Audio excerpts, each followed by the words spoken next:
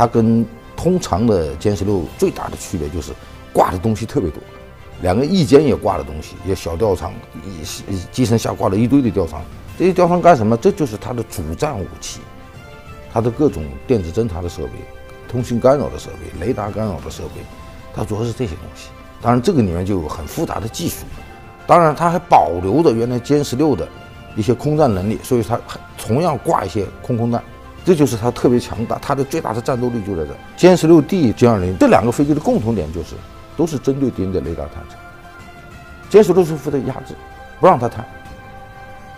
歼20呢，我躲开它的探，那你看不着。你想想，这两个东西加在一起，它一定是1+1大于2，甚至大于3的这么一种效应。这种搭配，我想在未来的战场上，我们一定会用。